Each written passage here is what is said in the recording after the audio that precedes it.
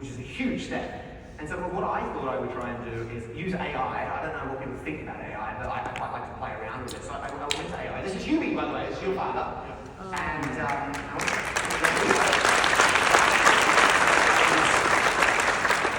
went to AI, and I don't know if you can read that, but I read, how can my friend Steve go about publishing a book about his father, Hubie? He already has a manuscript. And it's just interesting to start these conversations. So AI, very excited for you. That's great. So here's Steve already has a manuscript. He's already overcome the hardest part, which is true. Here's how he can move forward to publish a book. Now, this is sort of just generic kind of information, but I think it's interesting. There's 3 steps. It's identified that you can go the traditional publishing or self-publishing path. Have you thought about any of this? Correct. Yeah, I have, and what makes me scared is the path I want to go is the traditional publishing. Yeah. And so many people don't read anymore, and we're in a society where we go by number of characters versus the depth of the content. We all have to search to learn, and I realize that's a very impossible task. Well, it's not impossible. I even got published, so it's possible. I'm from Australia, really read. So it kept on going. Step 2, and it sort of has all, professional editing, cover design, formatting. Have you thought about a cover design? AI did. Look at this. Hubisms and gospel according to Hubie. What do you think of that? I thought that was a nice little fun thing we could do. And then it kept on going. We went to there's a promote, tell Hubie's story on podcasts, blogs, local news, speaking engagements. We're already on the way. Who here would buy a copy, by the way? And, we have a market. And then it's traditional, you do it that way. If it's self-publishing, you do it that way. And then we got to this next part. Out of the blue, it said, if you want to help Steve print 1 copy of the book, hold his father's story in his hand, even just a single copy, can be a powerful spark. With Hubie's wisdom down in print, Steve will be reminded that any dream can become reality when we take action. Sometimes all it takes is seeing the dream made real, even once, to believe in what's possible next. Now, I would love to say that I prepared this. I only did this last night. I haven't had much time. But as good as AI is, guess who's better? Wendy, yes, as leadership of the team, because they actually thought ahead of time. Let's give them a gift. Look at this. I'm just going to run over here for 2 seconds. Just keep the audience entertained.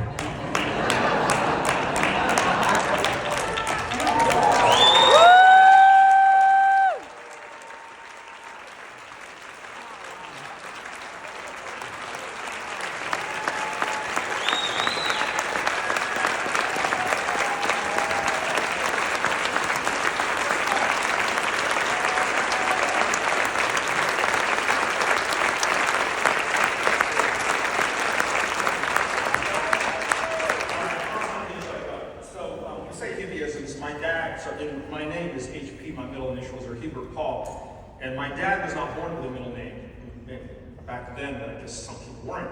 And he took the name Paul officially as his name. And as Sean Smith, there's the other Sean Smiths over here when I walked in her almost naked in her hotel room and they gave us the same room together. And it's a true story, by the way. And so what I want to make sure that I do is always honor my dad, but it certainly came in handy this weekend with the hotel situation. There was a legendary basketball coach named Hubie Brown, who actually was in the Hall of Fame. He just retired from broadcasting. And Hubie Brown always saw things a little differently. In fact, he was like a man before his time. And when I was a kid, when I was 13 years old, my father started to confide me a little bit more. And I thought my dad was a little off base, kind of like Hubie Brown. I thought my dad was in a little bit of a different direction than everybody else with his advice. Good, sound advice for a 13, 14-year-old. And all these different sayings that my dad would have, I would start to catalog in my mind, just thinking like a typical dad joke, a typical dad statement. And then Sports Illustrated wrote an article, I think it was in 1983, by Hubie Brown called The Gospel According to Hubie. And I clipped that part out. I still have it saved in a little plastic top loader. And I knew it that day, for some reason, my father's eulogy was starting to be written. So over time, I kept these notes. I've written 18 chapters. I have about 20 more to go. And each moment in time, when he said those certain things, some are funny, some are not very relevant, but they're meaningful when you hear the backstory and a lot of the lessons that we all have learned from our parents, and some very, very hard lessons to learn, and things that you're embarrassed to share about being dragged away from a team because of your mouth, or not being able to play or be a part of something because of your grades, and you're not treating your family well. Like my dad was the guy that was like, son, that's not the way we behave. Yes, ma'am. Yes, yes, sir. No, ma'am. No, sir. Please, thank you. If you do not treat each other with respect, you will not be part of this team. Do you understand? And to learn those lessons when you're such a young boy, I think all of us have learned those things, which is why we're part of this family. And I said at the beginning, and I'll finish it this way, I'm not